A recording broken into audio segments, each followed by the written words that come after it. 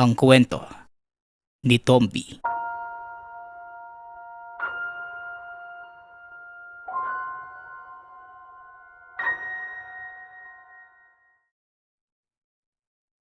Nang mga panahong ito, kasalukuyang naninirahan sa tahanan ng tiyuhin si Jello. Nasa Maynila ang mga magulang dahil doon sila nakahanap ng trabaho. Ilang beses nang sinubukang kunin ng mga magulang ang binata pero ayaw niyang sumama. Mas gusto nitong mamuhay sa probinsya kasama ng mga pinsan. Napamahal na din ito sa tiyuhin. Itinuring siyang tunay na anak. Tapos na ng sekundarya si Jello. Wala itong balak magtuloy ng kolehiyo. Kontento na ito sa kung anong nalaman sa eskwelahan. Bakit ba ayaw mong magkolehiyo, Jello? Matalino ka naman.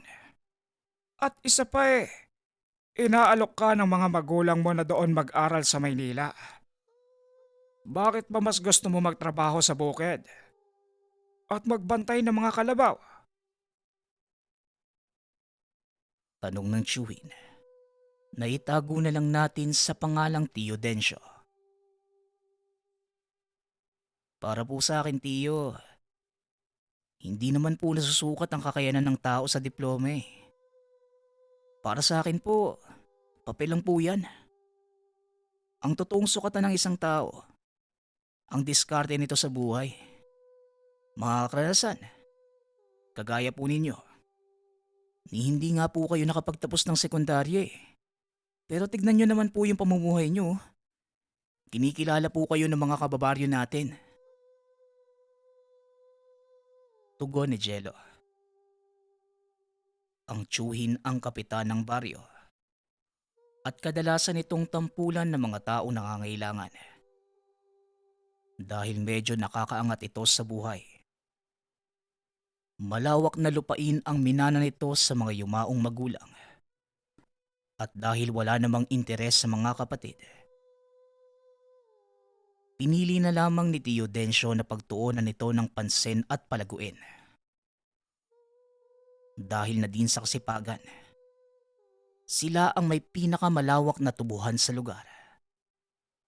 Nagmamay-ari din sila ng ilang truck na ibinabiyahe naman sa tuwing magbubukas ang sentral ng asukal sa lugar. Masasabing nakakaangat sa karamihan ang pamumuhay nila. At ito ang basihan ni Jello sa naging prinsipyo. Masyado mo naman akong iniidolo, Jello. Oo, tama ka. Hindi nga basihan ng pinag-aralan. Pero alam mo sa panahon ngayon, ito ang titignan ng mga tao. Kung wala kang pinag-aralan, hindi ka makakahanap ng trabahong matino. Muling wika ni Tio Densyo. Ngunit talagang umiral ang prinsipyo ng binata.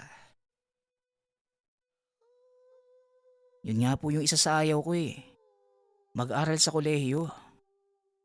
Sa loob ng 4 taon. Tapos ano? Magpapaalipin ka sa iba? Pasensya na, Tio. Pero hindi po ganun ang pananaw ko sa buhay eh. Kaya ko naman pong kumita ng sarili kong pera nang hindi nagpapaalipin sa iba. Tugon ni Jello. Napailing na lang ang tiyuhin sa mga dahilan ng binata. Pero napagtanto nito na may punto ang pamangkin. Nakikita niya ang kakaibang diskarte ni Jello. Mahusay ito sa pakikipag-usap sa mga tao. At minsan niya itong napatunayan nang inutusan niya ang binatang ibenta ang kanilang kalabaw. Jello, pwede ba ikaw na muna ang pumunta sa bayan para ibenta ang kalabaw natin? Nag-aantay na kasi doon ang bibili. May pagpupulong pa akong dadaluhan sa baryo. Darating kasi ang mayor.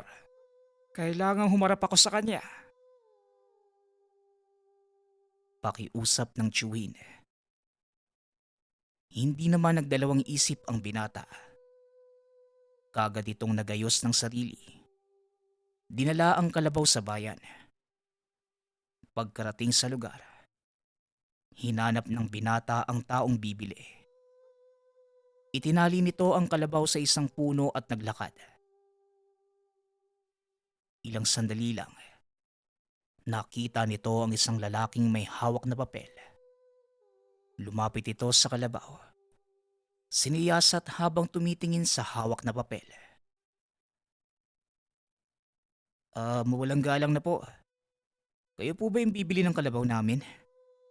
Ako po pala si Jello. Pamangkin po ako ni Densyo. Wika ng binata. Kaagad namang inangat ang tingin ng lalaki at nagsalita.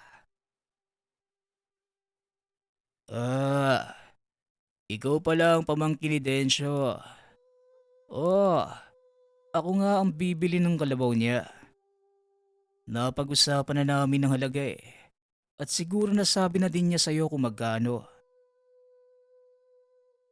Tugon ng lalaking nagpakilalang Cesar.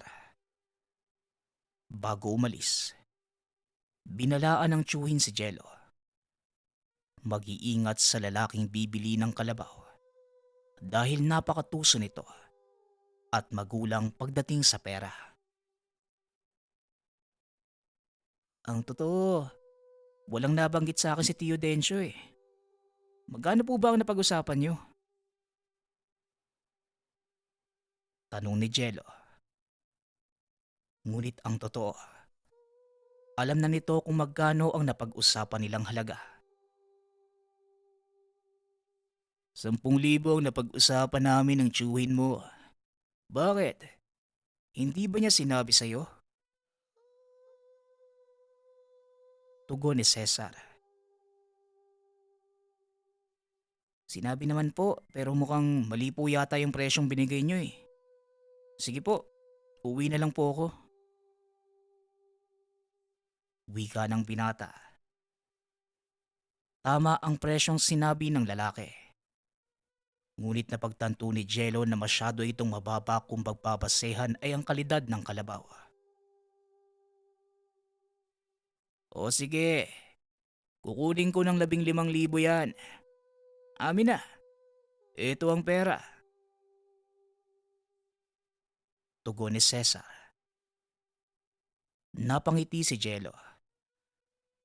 Dali-daling inabot ni Cesar ang pera. Matapos ay kagad itong umuwi. Pagkarating sa tahanan, nakita ng binata ang tiyuhin. Nakaupo ito sa sala at tila hindi maipinta ang muka. O Tio Densyo, bakit parang ang laki ng problema mo? Siya nga pala, naibenta ko na yung kalabaw. Heto po yung pera. Wika ng binata. Nagulat ang tiyuhin dahil sobra ito sa napag-usapang halaga ng kalabaw. Oh, sobra to ah. May ginawa ka na naman ano? Tanong ni Tio Densyo. Wala naman po Tio, pero maiba po ako. Bakit pala hindi maipinta yung itsura mo kanina? Tanong ni Jello. Napailing na lang ang tiyuhin at muli nagsalita. Hindi mapigilan ang gusto ng alkalde. Pinapalis niya ang lahat ng mga naninirahan malapit sa ilog. Dahil sisimulan na ang pagtatayo ng pabrika doon. Kaso, maraming tao ang mawawalan ng tahanan. Wala man lang akong magawa. Naturingan pa naman akong kapitan ng baryong ito. Napangiti si Jello. Tinapik ito sa balikat at muling nagsalita. Nakalimutan mo na yata kung ano ang totoong dahilan kung bakit ka naging kapitan, Tio Densyo. Alam natin pareho na hindi dahil sa yaman kung bakit ka pinili ng mga tao eh. Biglang inangat ni Tio Densyo ang tingin. Hindi nito inaasahang sasabihin yon ng pamangkin. Matagal na panahon na din ang nakalipas, Jello. Hindi ko na alam kung makakaya ko pang gamitin ang mga natutunan ko kay Lolo Roman. Tugon ni Tio Densyo. Hindi naman po nawawala ang kaalaman, Tiyo eh. Kailangan mo lang pong alalahanin kung sino ka bago ka pa naging kapitan. Tugon ng binata. Kung hindi nyo na itatanong, maliban sa pagiging kapitan, kilala si Tio Densyo bilang mahusay na manggagamot. Dati rin itong nangangalap ng mga anting-anting at mutya na siyang ginagamit sa panggagamot at pakikipaglaban. Minsan din itong naging bahagi ng hukbong militar ng bansa. At sa pamumuno ni Tio Densyo, nagawa nilang talunin ang hukbo ng rebelde sa kanilang lugar. Pinag-isipan nitong mabuti ni Tio Densyo habang nakaupo sa kanyang higaan. Pinagmamasdan niya ang ilang kagamitang itinabi noong magpa siya ng magretiro sa panggagamot. Muling sinariwa sa isipan ang mga panahong pinagtatanggol niya ang baryo laban sa mapang-aping tao at maging sa mga elementong naisumira ng kanilang kapayapaan. Naisip ni Tio Densyo na kawalang hustisya ang gustong mangyari ng mayor ng lugar. Inaapakan nito ang karapatan ng mga taong naninirahan sa kanilang baryo. Kinabukasan, maagang nagising si Jello. Laking gulat niya nang makita si Tio Densyo na nagpapawis sa bakuran. Suot nito ang mga medalyon at mutya.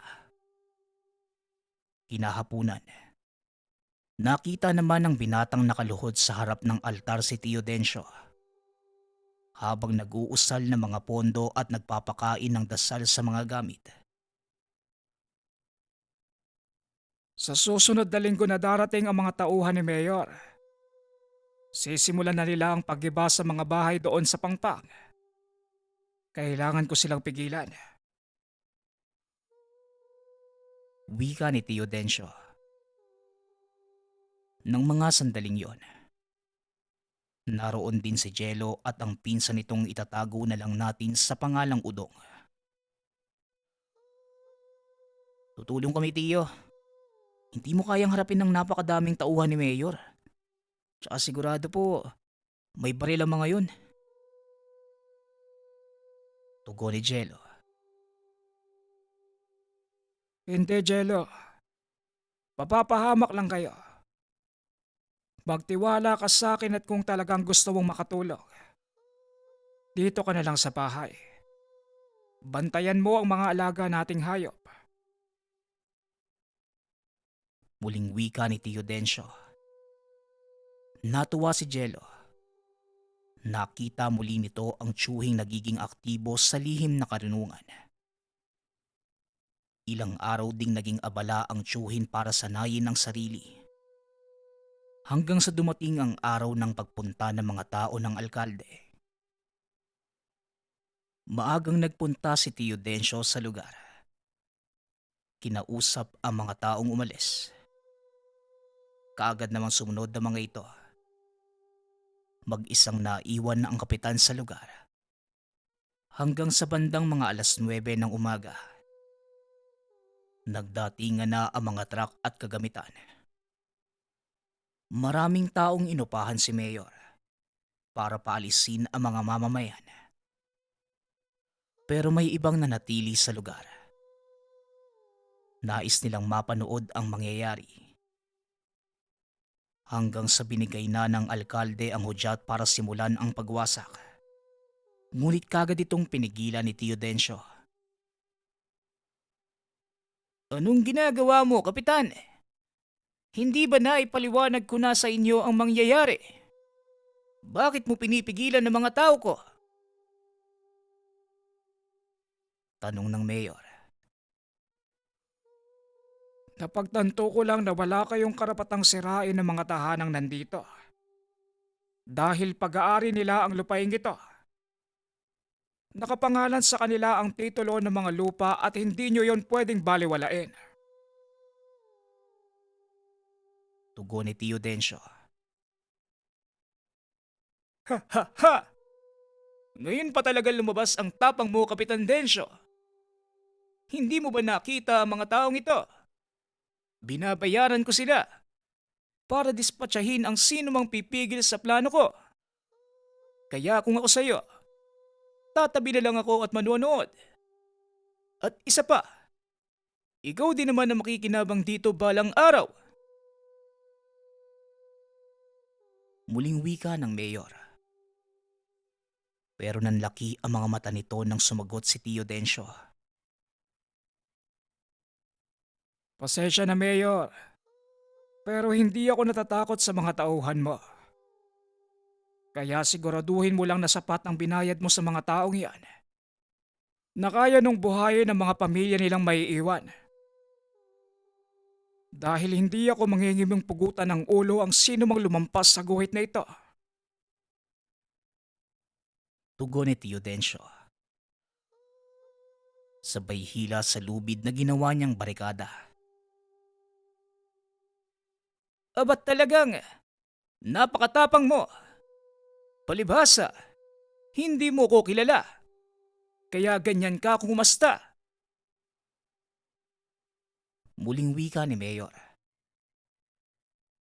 Binunot ni Tio Densyo ang itak. Naglakad palapit sa lubid. Itinutok ito sa mga tauhan ni Mayor at sinabing,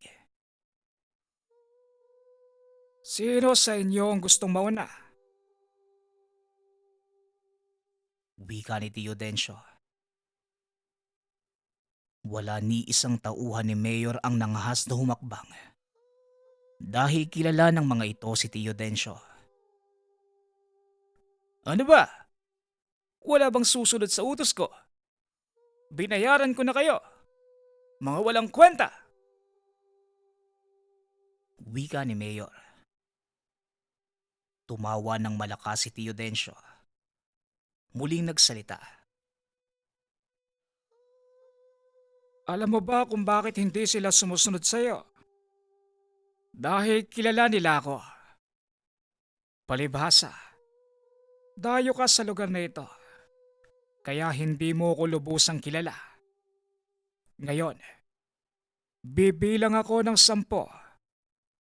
At sa oras na matapos akong magbilang, at nandito pa rin kayo, pasensyahan na lang tayo. Tugon ni Tio Densyo. Biglang nagsipulasan ang mga tao. Iniwan ang mga truck at kagamitan. Nagtakbuhan ang mga taong bayan para sana sirain ang mga ito. Pero kagad silang pinigilan ni Tio Densyo. Sadali lang mga kasama. Hindi pa ito tapos. Magsipasok kayo sa inyong mga tahanan. Kunin ang mahahalagang mga gamit at pumunta kayo sa aking bahay. Ligtas kayo doon. Siguradong magpapadala ng mga armadong tao sa mayor. Utos ni Tio Densyo. Dali-dali namang nagsipagkilos ang mga tao.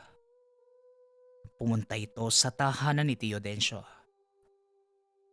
Laking gulat ni Jello nang makita ang mga taong papasok sa kanilang bakuran. Nagtanong ang binata kung ano ang nangyayari. Kagad namang kwento ng mga ito ang sitwasyon sa Pangpang. Dali-daling pinuntahan ng binata ang tiyuhin. Nakita itong nakaupo sa kapirasong putol na punong kahoy. Mag-isa lang si Tio Densyo sa lugar. At ilang sandali pa, natanaw nito ang napakadaming sasakyang paparating. Dali-daling tumakbo ang binata papunta sa kabisera ng baryo. upang balaan ng isa sa mga kaibigan ng Chuen. Manong Elmar, mabuti at naabutan ko po kayo dito sa babuyan nyo. Si Diodencio po, naroon po sa pangpang. Sasalubungin yata yung mga tauhan ni Mayor. Wika ng binata. Si Elmar ay isa sa mga kagawad sa baryo. Malapit itong kaibigan ni Diodencio. Kagaya niya, isa din itong antingero. Talaga namang itinuloy ni Mayor ang sinasabi niya, no? Sandali lang. Kukuha lang ako ng armas. Tugon ni Elmar. Mabilis itong pumasok sa tahanan. Kinuha nito ang tangan. Matapos ay dali-daling tumakbo papunta naman sa pangpang para samahan ng kaibigan. Pagkarating doon, nakita nila Jello na nakatayo na si Diodencio sa harap ng mga taong may dalang baril. Dencio, anong problema dito? Bakit di mo man lang ako sinabihan sa plano mo? Di mo man lang ako inaya, kaibigan. Tanong ni Elmar. Hindi na kita inabala pa. Alam ko namang nananahimik ka na eh. Pero teka, sino naman ang nagsabi sa'yo? Tugon ni Diodencio. Ang pamangkin mong si Jello. Pero bumalik na siya sa bahay niyo. Marami daw tao doon eh. Wika ni Elmar. Nagsanay sa ilalim ng iisang maestro ang mga ito. At masasabing halos magkapantay ang kakayanan pagdating sa lihim na karunungan. Hindi ko pwedeng hayaan na apak-apakan na lang ng mayor ang karapatan ng mga tao dito. Hindi niya pag-aari ang lupain sa lugar na ito. At alam mo yon, Elmar. Kaya hindi ako pwedeng tumunganga na lang at manahimik. Tugon ni Diodencio. Alam ko, Kapitan. Kilala kita eh. Kaya nga ako nandito. Kahit ako naman eh. Ayoko ding maaapi ang mga kabaryo natin. Kaya kung ano man ang binabalak mo, kaisa mo ko, Kapitan. Wika ni Elmar. Ilang sandali pa. Nagbabaan na sa sasakyan ang tauhan ni Mayor. Naglakad naman papunta sa barikada ang magkaibigan. Huwag niyo kaming takutin ng mga barel. Kung susugod kayo, dapat kanina niyo pa sinimulan. Sigaw ni Diodencio. Pero wala ni isa sa mga ito ang gumalaw. Anak nang, wala ba kayong mga bayag? Akin na nga yan. Wika ng Mayor. Sabay agaw ng baril mula sa isa sa mga tauhan nito. Pinaputukan si Diodencio. Tumawa ng malakas ang Mayor. Dahil natumba si Diodencio at hindi na ito kumilos. Mayor, ano pong nakakatawa? Bakit? Akala niyo po ba nanalo kayo sa sugal? Sabat ni Elmar. Biglang natigilan sa pagtawa ang Mayor nang makitang kumilos ang paa ni Diodencio. Unti-unti itong bumangon. Aray, hindi na yata sanay ang katawan ko sa tama ng bala. Masakit na eh. Wika ni Diodencio habang kinukuha ang dumikit na bala sa katawan. Nanlaki ang mga mata ni Mayor dahil imbes na bumaon ang bala, nayupi lamang ito Anong klaseng demonyo ka? Bakit hindi ka tinatable ng bala? Tanong ng mayor. Nagsimula na ding magsipag-atrasan ang mga tauhan nito at ang ilan ay tuluyan ng tumakbo. Sa palagay ko, Mayor, kailangan mo nang manaliksik tungkol sa amin. Halatang wala kang kaalam-alam sa naging kasaysayan ng baryong ito eh. Wika ni Elmar. Ngunit imbis na makinig, muling nagpaputok ang alkalde. Sa pagkakataong yon, si Elmar ang sumalo ng mga bala. Ikinagulat ng alkalde at mga tauhan nito ang nangyari. Nang makitang naghihilom lang ang sugat ni Elmar. Nagsasayang lang kayo ng oras, Mayor. Pakiusap. Dalhin na ninyo ang mga tao niyan palayo sa baryo ko. At wag na kayong babalik dito. Wika ni Teodencio. Hindi na nakakilos ang mayor. Tila inatake pa ito sa puso. Inalalayan siya ng isa sa mga tauhan. Dinala sa sasakyan. Bagaman tuluyang napaatras sa mga kalaban. Alam ni Dencio na babalik pa ang mga ito. Buwan natakot mo lang gusto si Mayor Dencio. Hindi pa din pala kumukupas ang lihis bala mo. Wika ni Elmar. Mali ka, kaibigan. Medyo nanghihina na din ang katawan ko. Mabuti na lang at umalis na sila, Mayor. Dahil isang tama pa ng bala, siguradong tatabla na ako. Hindi na ako kagaya ng dati, Elmar. Medyo tumatanda na din talaga ako. Tugon ni Teodencio. Bakit hindi mo na lang ipamana sa mga anak mo ang kakayanan mo? Kailangan mo ng isang taong magpapatuloy ng sinimulan mo dito, Dencio. Muling wika ni Elmar. Napagtanto ni Dencio. Tama ang sinabi ng kaibigan. Pero wala ni isa sa mga anak ang nagkaroon ng interes na mag-aral ng lihim na karunungan.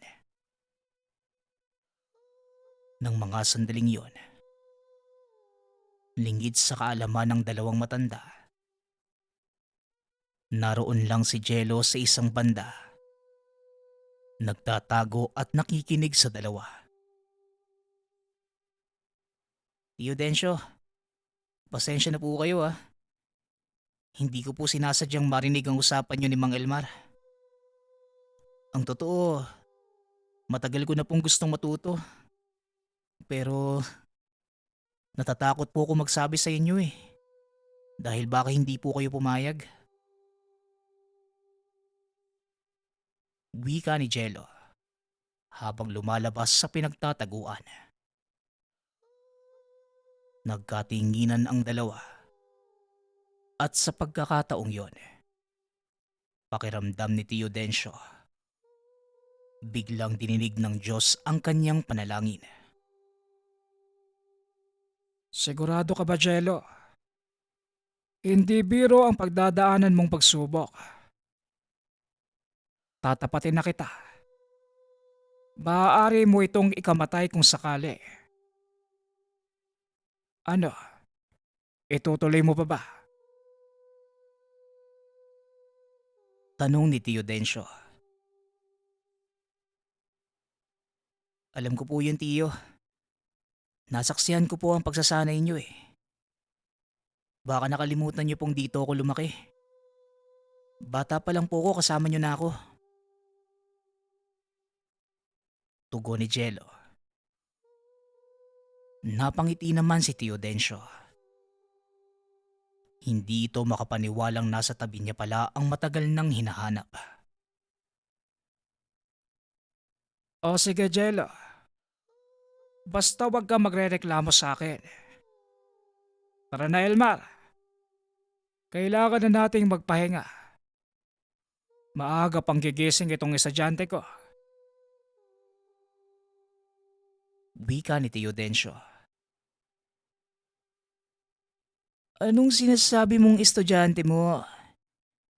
Hindi naman ako papayag na ikaw lang ang magbahagi ng kaalaman dyan kay Jello.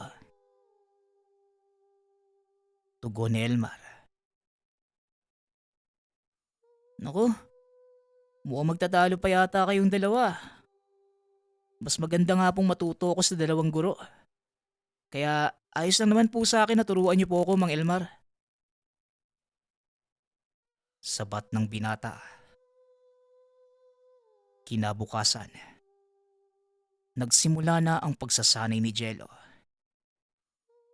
Hindi naman ito naging mahirap para sa kanya.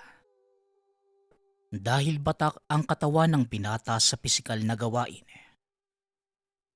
Pero ang kinakatakutan ng binata, simula nang mag-aral ng mga dasal. Dito kadalasang sinusukat ang tibay ng pag-iisip niya at espiritu. Eto Jello, pagkatapos mong tumakbo tuwing umaga, aralin mo naman ang mga dasal na ito sa hapon hanggang sumapit ang alas 6. Wika ni Tio Densyo. Habang inaabot kay Jello ang isang libreta. Napansin ni Jello ang isang medalyong nakaipit sa gitna nito. Nanlaki ang mga mata ng binata. Dahil yon ang medalyon ng Infinity de Diyos. Ito ang pinakaiingat-ingatan ng tiyuhin. Teka Tiyo, nakalimutan mo po yatang kunin tong medalyon mo. Tugon ni Jello. Hindi Jello. Sinadya kong ilagay ang medalyon ng Infinito sa libreta. Panahon na para ipamana ko sa iyo ang isang yan. Pero tatandaan mo, hindi biro ang taglay na kapangyarihan ng Infinito. Susubukin nito ang kaluluwa at pisikal na katawan mo. Sa oras na simulan mo ang debosyon sa medalyon. Paliwanag ni Tio Densyo. Isinuot ng binata ang medalyon. At sa mismong oras na yon, nakaramdam si Jello ng kakaibang bigat ng enerhiya mula sa gamit. Bahagya pang napaluhod ng binata. Ngunit kagad din itong nakabawi at nakatayo. O anong problema? Bakit parang nangihina ang tuhod mo? Tanong ng tiyuhin. Wala naman po Tiyo. Naninibago lang siguro ako. Tugon ni Jello. Wala itong kaalam-alam na kargado na ang medalyong binigay sa kanya ng tiyuhin. Inaasahan ni Tio Densyo na maaaring hindi ito kayanin ni Jello. Kaya laking gulat niya nang makita ang binatang tumatakbo paakyat at pababa ng burol. Dali-daling pinuntahan ng matanda si Elmar upang ibalita ang nangyayari. Sigurado ka ba sa sinasabi mo, Densyo? Hindi pa nagdidibisyon si Jello. Bakit mo pinasuot sa kanya ang medalyon ng Infinito? Tanong ni Elmar.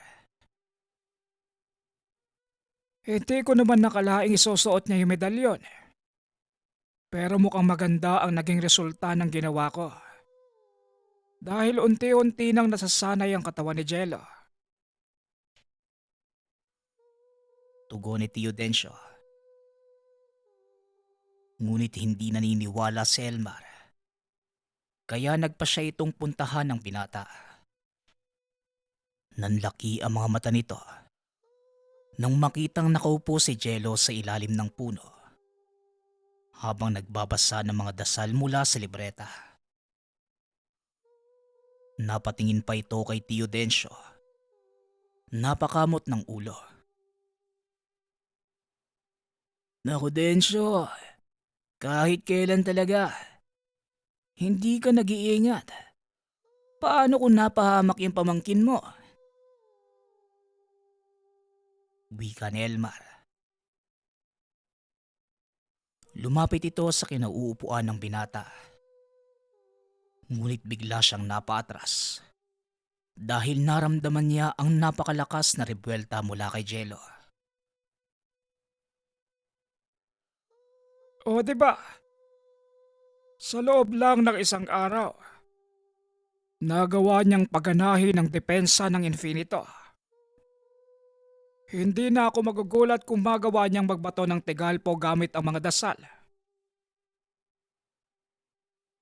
Tugon ni Tio Densyo. Naupo ang magkaibigan sa sulok habang pinagmamasdang nagsasanay si Jello. Hindi pangkaraniwan ang bilis ng pagkatuto ng binata. Dito napagtanto ni Tio Densyo na noon pa man, pinag-aaralan na ni Jello ang mga dasal. Lumipas ang ilang araw, linggo at mga buwan.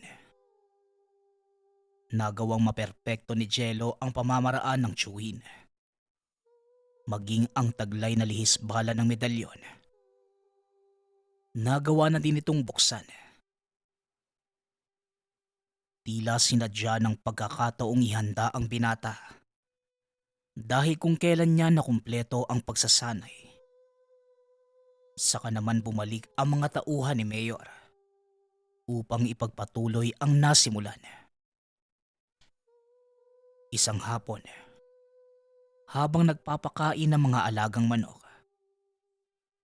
narinig ni Jello ang ilang kataong nakikipag-usap kay Tio Densyo. Ayon sa mga ito, dalawa sa mga tauhan ng alkalde ang nagpunta sa lugar upang balaan sila.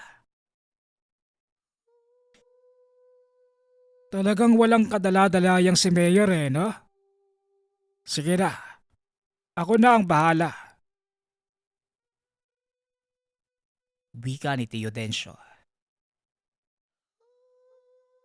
Oo, sandali lang po Tio. Sasama po ako.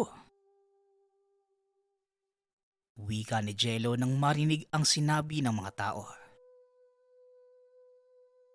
Napalingon si Tio Densyo sa pamangkin.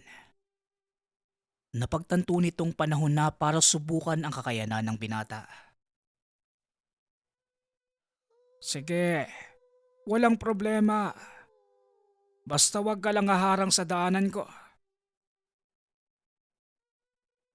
Tugon ni Tio Densyo. Sige Tio, masaya to. Wika ni Jello. Tuwang-tuwa ang binatang pumasok ng tahanan para kumuha ng itak. Pagkarating sa lugar, nakita nito si Elmar na nakikipag-usap sa mga tao.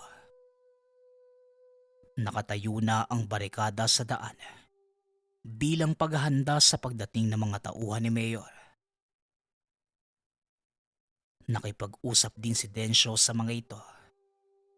Muling pinakausapan ang mga taong bayan na hanggat maaari, ilayo ang mga kabataan at kababaihan sa lugar. Kagad namang sumunod ang mga tao. Ngunit huli na ang lahat. Dahil sa kalagitnaan ng paglikas ng mga ito, bigla na lamang na may kung anong sumabog. Nanlaki ang mga mata ni Tio Densyo nang makita ang ilang sugatan. Ilang sandali pa ay natanaw nito ang grupo ng kalalakihang nagtatawanan. Ang ilan pa ay may hawak na dinamita. Itigil niyo yan. Marami ang mamamatay sa ginagawa niyo. Sigaw ni Tio Densyo. Pasensya ka na kaibigan. Napag-utusan lang kami ni Berhel. Kaya kung ayaw niyang mamatay, magsipag-alisan na kayo dito. Tugon ng isa sa mga kalalakihan. Kagad namang nakilala ni Elmar ang boses nito. Mag-iingat ka, Densyo. Kilala ko ang taong yan. Yan si Tomas. Walang kaluluwa ang isang yan. Wika ni Elmar. Ngunit hindi nagpatinag si Tio Densyo. Tumaas ang pangalan mo, hindi ba? Pasensya na. Pero hindi kami ang dapat umalis sa lugar na ito. Kundi ikaw at ang mga tauhan mo. Wika ni Tio Densyo. Hanggang sa muling naghagis ng dinamita ang grupo. Ngunit sa pagkakataong yon, nagawa itong saluhin ni Jello at hinagis sa ilog. Mukhang delikado ang mga taong to. Kailangan na nating silang mapigilan bago pa madagdagan ng mapapahamak. Wika ng binata. Walang pagdadalawang isip itong tumakbo papunta sa kinaroroonan ng mga kalaban. Sandali lang, Jello. Anak ng... Hindi na nagawang pigilan ni Elmar ang pinata. Kaya sumunod na lang silang dalawa ni Tio Densyo. Hindi na nila nagawang magtuloy dahil pinigilan sila ni Jello. Diyan lang kay Tio. Kakaiba ang isang to eh. Wika ni Jello. Naramdaman ng binata ang kakaibang aura mula kay Tomas. Oo, Jello. Kagaya natin.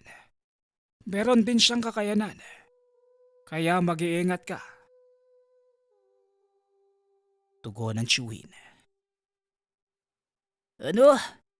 Hindi natin tutulungan si Jello? Tanong ni Elmar. Hindi, Elmar. Hayaan mo siyang subukan ng bago niyang kakayanan. Wika ni Tio Densyo. Uy, sigurado ka ba sa gusto mong mangyari? Ang laki ng tiwala mo sa pamangkin mo ah. Tanong ni Elmar. Oo. Dahil nakita ko ang kaya niyang gawin. Hindi pangkaraniwang binata si Jello, Elmar. Isa siyang bertudes. Kagaya ng tatay ko. May likas siyang kakayanan magpagana ng mga medalyon. Nagawa niyang magbato ng tigalpo at rebelta kahit hindi pa siya nagsisimula ng debosyon. Tugon ni Tio Densyo. Kakaiba nga si Tatay Roman. Pero sigurado ka bang kagaya niya si Jello? Tanong ni Elmar. Malalaman natin yan sa mga susunod na mangyayari. Tugon ni Tio Densyo. Samantalang si Jello naman, patuloy lang na nakatayo sa harapan ni Tomas. Tila hinahamon ito. Ano? Tatayo ka na lang dyan? Di ba may gagawin ka sa akin? Tanong ng binata. Nakatulala lang si Tomas. Hindi ito makapaniwala sa kung ano ang nakikita sa binata. Teka lang. Ang buong akala ko si Densyo at Elmar lang ang magiging problema ko.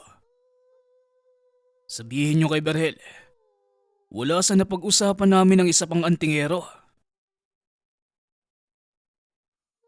Tugon ni Tomas. Matapos ay kagad itong tumalikod. Ngunit bago tuluyang makalis, nag-iwan ito ng babala kay Jello.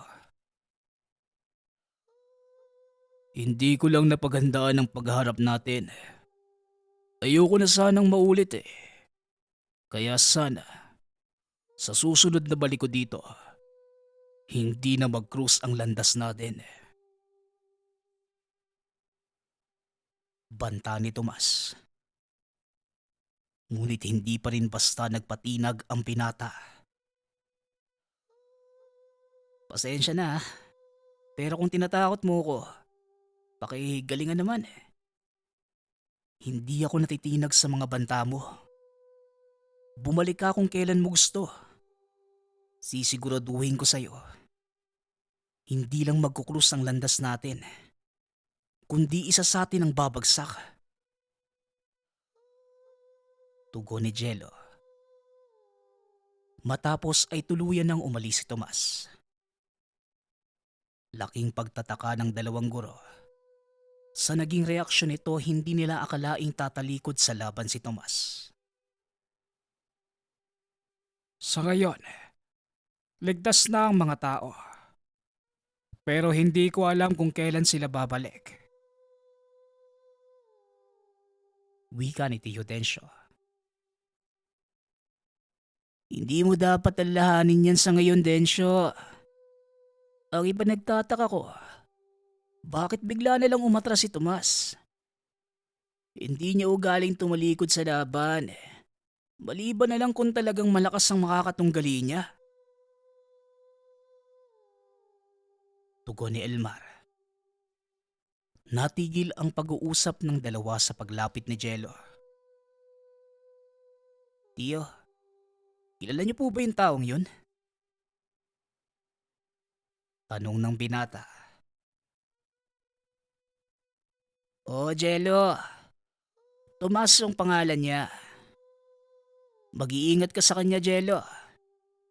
Dahil hindi pangkaraniwan ng kaalaman ng taong yon. Pinaghalong aral mula sa kanan at kaliwa. Hindi ko nga alam kung paano niya nababalanse ang dalawang kakayanan eh. Pero isa lang ang alam ko. Kailangan mo ng matinding karunungan para magawa ito. Tugon ni Elmar. Matapos ang kaganapan, umuwi na ang tatlo. Pagkarating sa tahanan ay muli nilang pinag-usapan ang nangyari. Sa pagkakataong yon, ipinaliwanag ng dalawa ang tungkol kay Tomas. Ayon sa mga ito, dati nilang kasamahan si Tomas. Isa ito sa pinakatalentadong kasapi ng pangkat. Kagaya ni Elmar at Densyo, nagsisilbi din ito sa militar. Ngunit hindi rin nagtagal ay kumalas ito sa hindi malamang dahilan. Simula ng araw na yon, hindi na nila muling nakita si Tomas. Ngayon lang namin ulit nakita ang taong yon. At hindi ko akalain nagtatrabaho pala siya kay Mayor. Sa totoo lang, Jello, magiging malaking problema natin si Tomas. Wika ni Tio Densyo. Hindi ko alam ang dahilan kung bakit siya nakipagkasundo sa alkalde. Kilala ko yang si Tomas eh. Hindi siya nagpapabuyo sa pera. Kaya napapaisip ako kung ano talaga ang rason niya eh. Dagdag ni Elmar. Hindi naman kilala ni Jello ang tao. Kaya wala din itong maisagot. Ngunit isa lang ang malinaw sa kanya. Sa oras na magtagpo muli ang landas nila, hindi na niya hahayaang makatakas ito. Hindi ko din po alam, Tiyo, pero tignan na lang natin sa susunod na magkita kami. Tugon ni Jello. Napangiti si Elmar. Talagang determinado ang binatang makaharap sa isang labanan si Tomas. Medyo malalim na ang gabi ng mga sandaling yon, kaya nagpa siya ng magpahinga ang binata. Pero habang nasa higaan, hindi nito maiwasang isipin ang sinabi ng tiyuhin. Kombinasyon ng kaliwa at kanan. Mahirap yun ah, pero hindi naman imposible. Wika ni Jello sa sarili. Kinabukasan, maaga itong nagising at hinanap si Tio Densyo. Saktong nasa likod ito ng tahanan at nagpapakain ng mga baboy. Tio, may kilala po ba kayong may kaalaman sa kaliwa? Tanong ni Jello. Nanlaki ang mga mata ng matanda dahil sa mga narinig. Kaalaman sa kaliwa.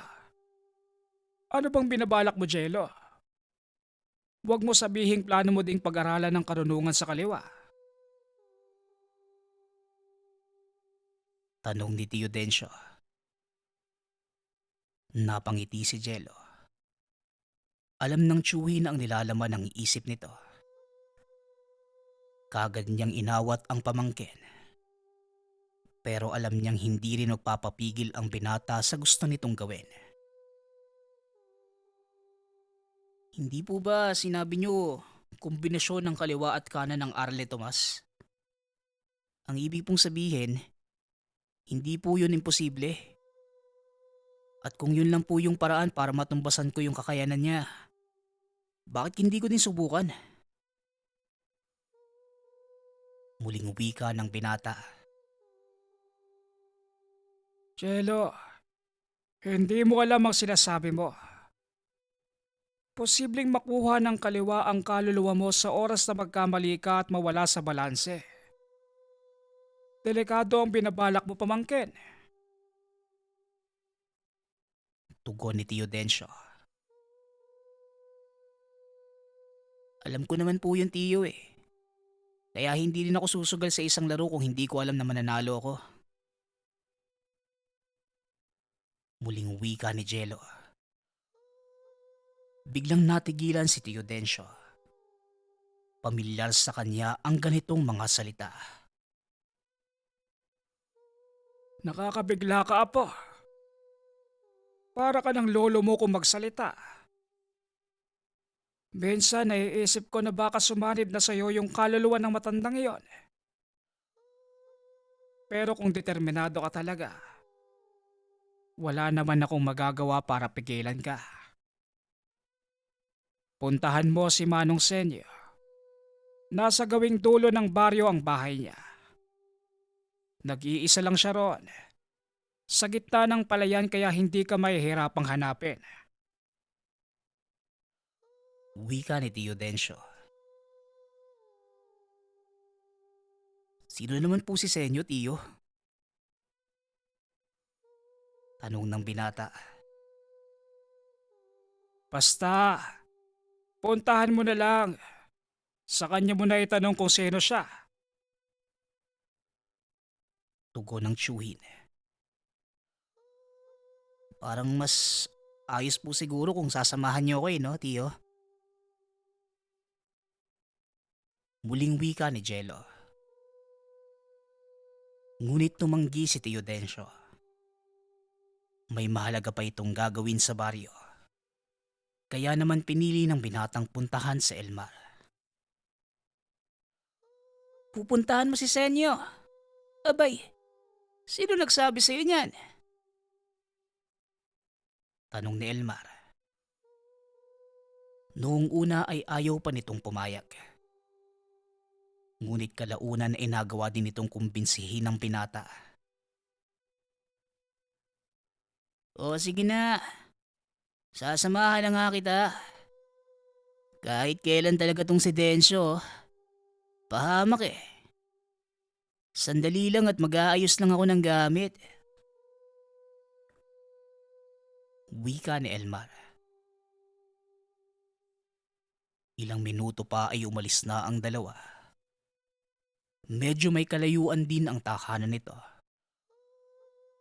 Kailangan mo pang dumaan sa pilapil bago mo marating ang bakuran ng matanda. Punong-puno ito ng malalaking aso.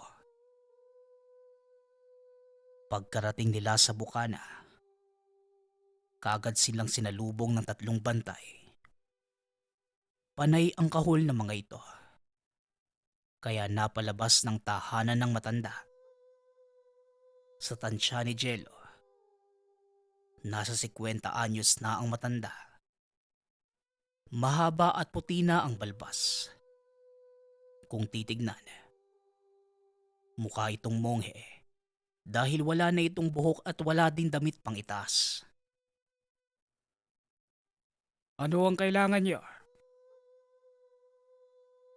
Tanong ni Tatang Senyo. Magandang umaga po, Tatang Senyo. May mga tanong lang po sana. Hindi na natuloy ni Elmar ang sasabihin dahil biglang lumabas ng tahanan si Tomas. Hindi ba ikaw yung lalaki nakaharap namin sa pangpang? Anong ginagawa mo dito? Tanong ni Jello. Ako nga ang dapat magtanong sa'yo niyan eh. Tahanan ko ito. Natural lang na nandito ako. Tugon ni Tomas. Nang mapagtantong magkakilala ang dalawa, kagad inawat ng matanda ang mga aso. Pinapasok nito sa tahanan si Jello at Elmar. Paano kayo nagkakilala ng aking anak, iho? Tanong ni Mang Senyo. Mahabang kwento po eh. Pero may usapan kaming dalawa. Ano Tomas? Gusto mo ba ituloy na natin yung naudlot nating laban? Tugon ni Jello. Nanlaki ang mga mata ni Mang Senyo at Elmar sa tanong ng binata. Hindi nito akalaing hahamunin ng binata si Tomas. Ito ba ang dahilan ng pagpunta mo dito, binata? Tanong ni Mang Senyo. Ang totoo po, andito lang po sana ako para magtanong kung may nalalaman po kayo sa mga aral sa kaliwa. Gusto ko po sanang matuto eh. Pero mukhang kailangan kong ipagpaliban muna. May mas mahalaga po akong kailangan gawin eh. Tugon ni Jello. Tomas, hinahamon ka ng batang ito. Ano? Tutunganga ka na lang ba? Tanong ni Mang Senyo kay Tomas. Kung talagang gusto mo, sige, doon tayo sa bakuran. Tay, alam mo na ang gagawin. Kailangan walang ibang makaramdam o makakita ng pangyayari. Mahirap na. Baka meron pang madamay. Tugon ni Tomas. Matapos magsalita, kagad lumabas ng tahanan si Tomas. Sumunod naman si Jello. Pilit pa itong inaawat ni Elmar. Hindi mo alam ang susuungin mo, Jello. Mapapahama ka lang eh. Wika ni Elmar. Ngunit kagad itong tumigil nang bigla siyang lingunin ng binata. Tila nag-iba ang presensya ni Jello. Pamilyar ito sa kanya. Ngunit hindi matukoy kung kanino at saan niya ito naramdaman. Magkaharap na ang dalawa sa bakuran. Nanatiling nakatayo sina Mang Senyo at Elmar sa sulok. Hindi ko kilala ang binatang ito. Pero may kung ano sa kanya na nagpapaalala sa akin ng isang tao. Wika ni Mang Senyo. Ganon din po ako, Mang Senyo. Pamilyar sa akin yung aura niya eh. Pero hindi ko lang po maalala kung kanino ko yun huling naramdaman.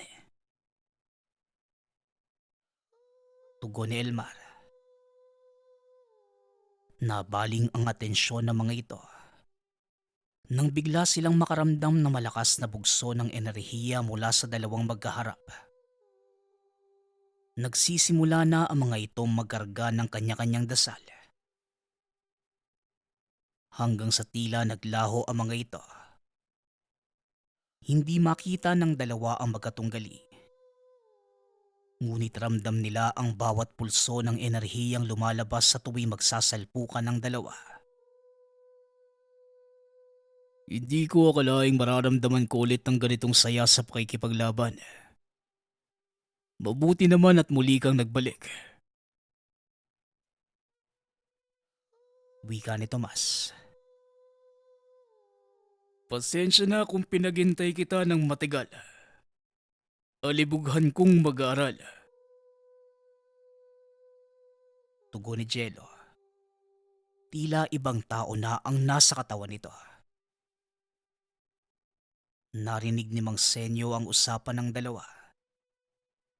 Dito unti-unti niyang napagtanto na ang kaharap ng anak walang iba kundi ang matandang antingerong si Lolo Roman. Hindi ito maaari. Nagbalik si Roman sa katauhan ng binatang yan. Wika ni Mang Senyo. Ano po bang sinasabi niyo? Nagbibiro po ba kayo, Mang Senyo? Imposible naman pong mangyari yun. Tugon ni Elmar. Ngunit nahinto ito sa pagsasalita. Biglang narinig niya ang boses ni Tio Densyo. Tama ang sinasabi ni Mang Senyo, Elmar. Matagal na din akong kinukutuban. Kaya ako hinayaan si Jello na tuklasin ang lahat ng tungkol sa lihim na karunungan. Para mapatunayan ang hinala ko. Tugon ni Tio Densyo. Muli nilang binaling ang atensyon sa binata. Napagtantong totoo ang kanilang mga hinala. Kapwa nakangiti ang dalawang magkatunggali na tila ba natutuwa sa kanilang ginagawa. Masaya ako dahil nakalaban muli kita, maestro. Hindi ko po alam kung saan ako pupunta ng mga panahong iniwan mo kami nila Densyo. Wika ni Tomas habang patuloy pa rin sa pag-atake. Ganun talaga ang buhay. Kailangan may mawala at sa bawat pagkawala, may kailangang pumalit. Tugon ni Jello. Patuloy ang pagpapalitan nila ng pag-atake. Parehong biyasa sa espiritual at pisikal ang mga ito. Isang patunay na si Jello ang reinkarnasyon ng matandang antingerong si Roman. Ilang sandali pa, nahinto na ang labanan. Kapwa nakatayo na lang si Jello at Tomas. Humahangos ang mga ito at halatang napagod. Masaya ako at hindi nagbago ang iyong kakayanan, Tomas. Pero ang hindi ko maintindihan, bakit ka nagpagamit sa alkalde?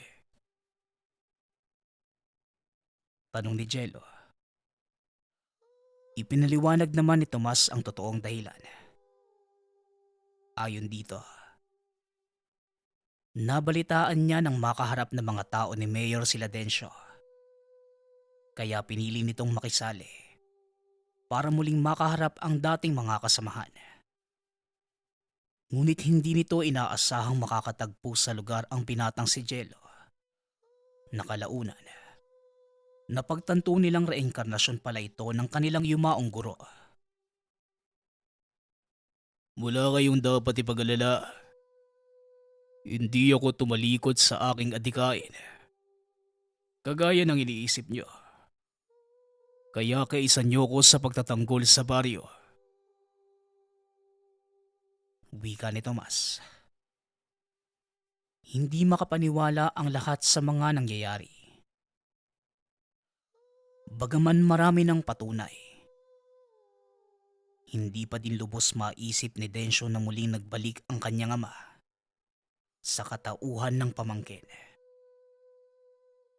Sa paglipas ng mga araw, hinarap ng mga ito ang grupo ni Mayor. Hanggang sa tuluyan ng nahinto ang pagnanais nitong angkinin ang lupain sa baryo ni Tio Densyo. Naging payapa ang kapaligiran dahil tuluyan nilang napababa sa pwesto ang kurakot na alkalde. Nanatili si Jelos sa pangangalaga ng tiyuhin. Ngunit itinago ng mga ito ang katotohanan tungkol sa pagkatao ng binata. Maraming natulungan si Jello. Niyakap nito ang pagiging manggagamot. Sa tulong ng nagbalik na kaluluwa ni Mang Roman, ang matandang antingero.